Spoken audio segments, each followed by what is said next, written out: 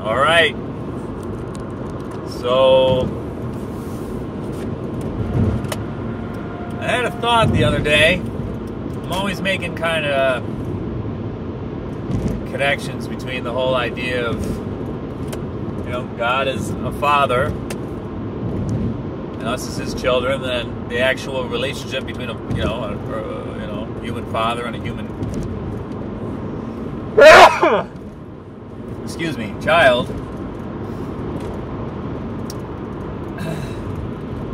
Then I started thinking about, other things I've said in the past about how, how a child loves a parent the same way you love God. And then I started thinking about Jesus as the perfect child, an example of the perfect child that God as a father would want. Perfectly obedient,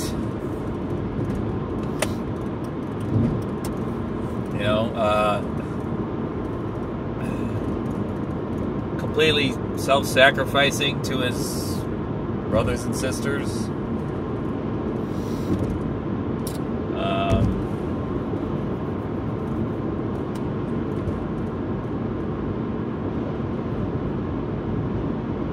I don't know, it was just an interesting little window. I find these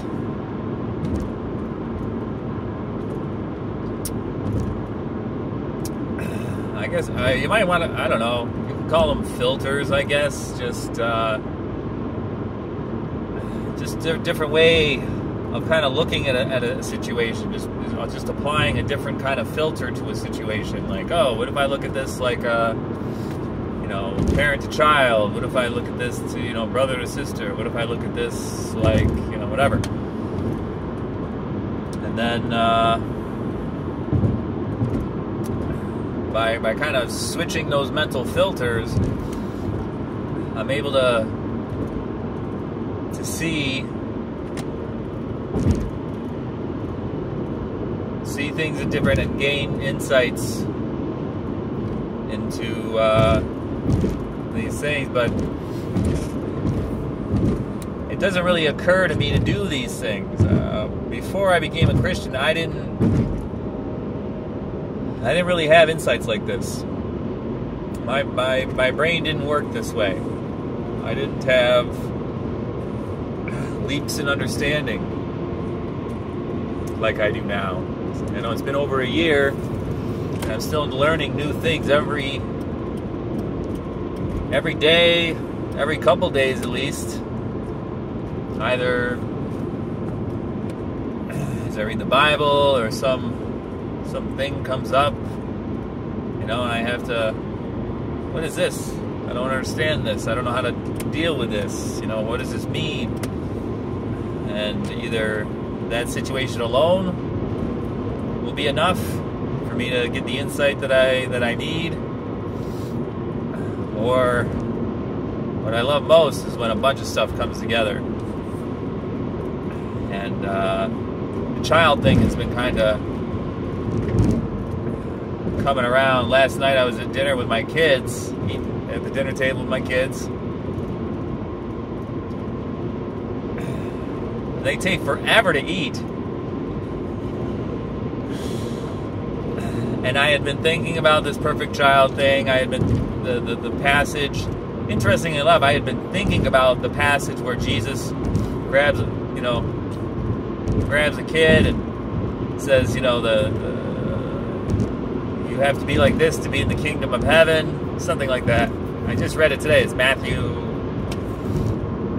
18, and causing one of these to stumble is bad.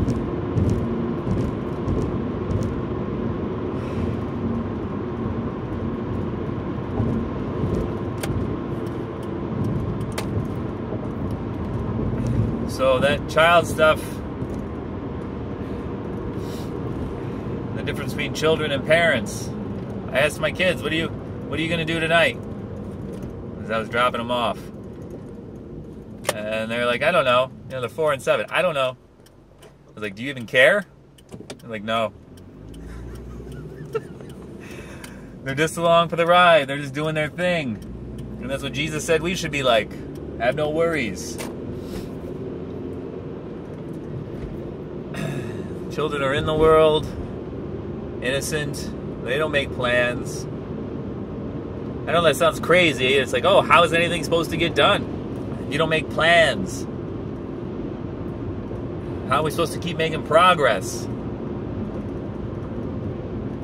Maybe we're not. You know, if you're a Christian and you believe that God created the world,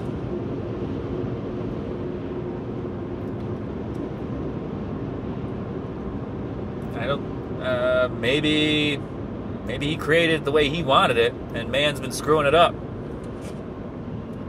Maybe if he wanted us to have lawnmowers and airplanes and antibiotics,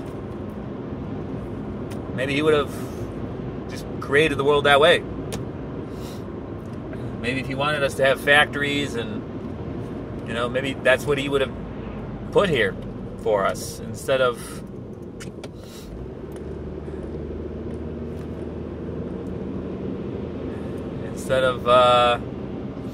trees and rivers and hills and mountains and all the beautiful things that people go to escape from the factories and the airplanes.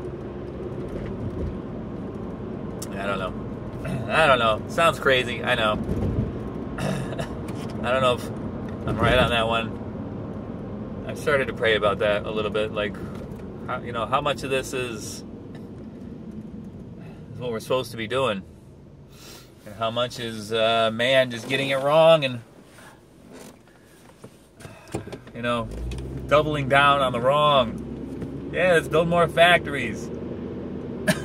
And then we can have more global, supposedly there's global warming. Which, there's something going on because these winters are not like the winters I had when I was a kid. I remember when I was in high school, so in the 90s, I remember that was when, here in upstate New York, we started getting the melts. So it would be snowy and cold and pretty consistent, and then all of a sudden we'd get like a random 60-degree day and all the snow would melt. And now that's what happens.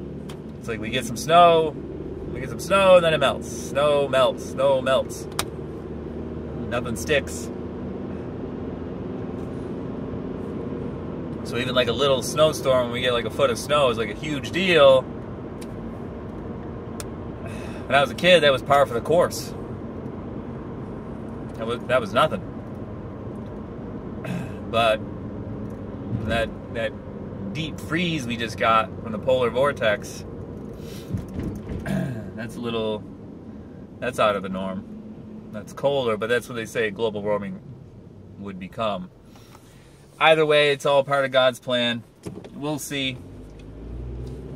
See, I don't know how much of, I don't know if God's a micromanager. I've said this before.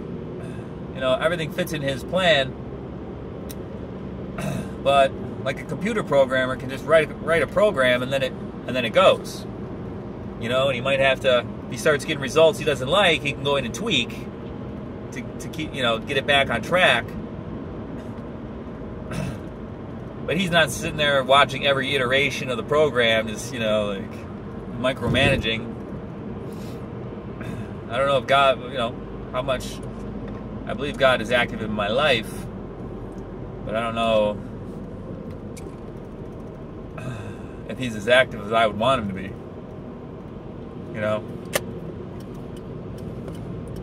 Or His timeline. I'm just thinking out loud here. But getting back to children, a little bit of a tangent there. Hey, there's one of my Christian friends.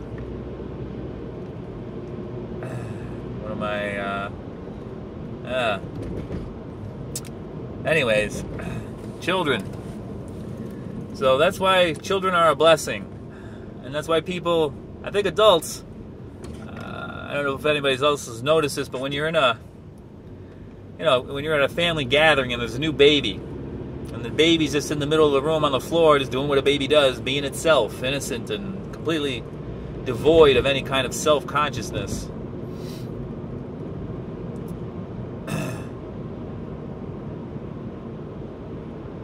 Everybody's attention is fixated on that baby. I think everybody, I don't know, just everybody's watching the baby. Everybody loves to watch children play. It's refreshing, and I think in a way, it's more how we should be.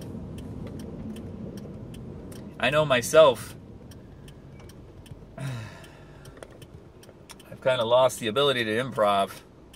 In a way, I didn't realize. Like, I think, oh yeah, I can, be off the cuff. I could be, but I plan. And being around my kids makes me realize how much I plan and how much. That's what frustrates me, because I have this adult structure, and my children don't care about that structure.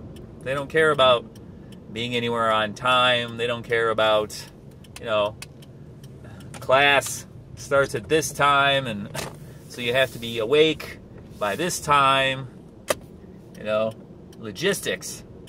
Children care not for logistics of any kind.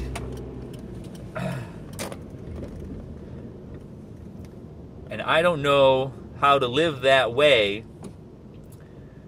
without being homeless. Like, I think the homeless are the only people, and maybe like the, just the independently wealthy who, just are beholden to no one. So, I'm not independently wealthy, but with children, I don't want to be homeless either. So I'm trying to loosen the thorns. I'm trying to get rid of the things that I find pull me away from that peaceful, carefree center. Responsibility is that's my I guess that's my holdup at this point. This responsibility, participating in the world, obligations that I've made, any debt I have accrued, those things all keep me. They add attention. It pulls me away from the things that I think would have me being a perfect Christian. So that's why Jesus told that rich guy, if you want to be perfect, sell all your possessions, give to the poor, and come follow me. The Son of Man has no place to put his head. Foxes have dens, birds have nests, but the Son of Man has no place to put his head, rest his head.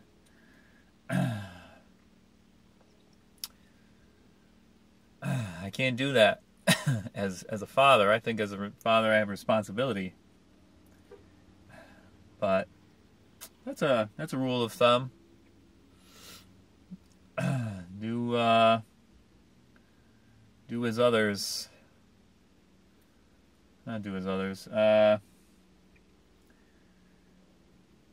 Find the things in my life that block me from being carefree. Don't schedule myself so tight. I schedule myself very tight, and that's annoying. not annoying, but that's something that gets in the way. I mean, being a crow, and that's a thorn. That's the thorns. Worries, plans, schedule, responsibilities, all those things are under the thorns. And you got to try to, first of all, make God your precedence. Have your ducks in a row. You know what should my priorities be? I keep trying to simplify. Simplify is the name of the game to free yourself of the thorns. Simplify, minimums, and be willing to say no.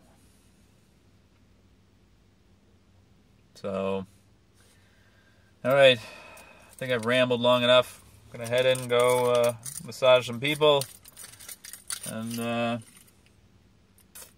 hopefully I'll have opportunities to plant some seeds, make some people into some good soil. All right, God bless.